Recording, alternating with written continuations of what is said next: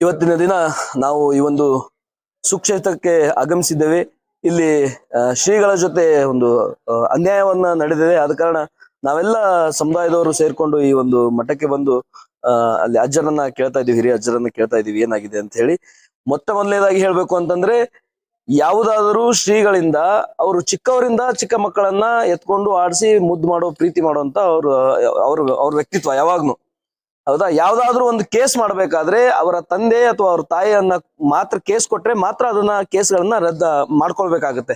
ಇಲ್ಲದೆ ಹೋದ್ರೆ ನೀವು ಸೋಮೋಟೋ ಕೇಸ್ ಮಾಡ್ಕೋತೀರಾ ಅಂತಂದ್ರೆ ನೀವು ಬೇರೆ ಯಾರೋ ಒಂದು ಶಕ್ತಿಗಳಾದ್ರೆ ಅವ್ರ ಮಾತನ್ನ ಕೇಳ್ಕೊಂಡು ನೀವು ಪೊಲೀಸ್ ಇಲಾಖೆಯವರು ಸೋಮೋಟೋ ಕೇಸ್ ಮಾಡ್ಕೋತಾ ಇದೀರ ಹೊರತಾಗಿ ನೀವೇ ಅಥವಾ ಅವ್ರ ತಂದೆ ಆಗ್ಲಿ ತಾಯಿ ಆಗ್ಲಿ ಆಲ್ರೆಡಿ ಓಪನ್ ಸ್ಟೇಟ್ಮೆಂಟ್ ಕೂಡ ಮಾಡಿದ್ದಾರೆ.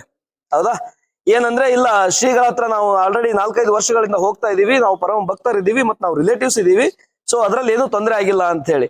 ಬೇರೆಯವರು ಇಲ್ಲಿ ಬರುವಂತ ಸಾವಿರಾರು ಲಕ್ಷಾಂತರ ಜನರು ಇಲ್ಲಿ ಶ್ರೀಗಳ ಹತ್ರ ಬರ್ತಾರೆ, ಅವರ ಆಶೀರ್ವಾದ ಪಡೆದು ಅವ್ರ ಹತ್ರ ದೈವಿಕ ಶಕ್ತಿ ಇದೆ.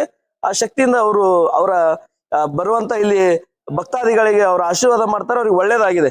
ಎಲ್ಲಾ ಸಮುದಾಯದವ್ರು ಬರ್ತಾರೆ, ಕೇವಲ ಇಲ್ಲಿ ಒಂದು ಸಮುದಾಯಕ್ಕೆ ಶ್ರೀಗಳು ಸೀಮಿತವಾಗಿಲ್ಲ. ಮಲ್ಲಿಕಾರ್ಜುನ ಮೂರ್ತಿ ಅವರು ಎಲ್ಲಾ ಜಾತಿಯ ಜನರು ಇಲ್ಲಿ ಬರ್ತಾರೆ.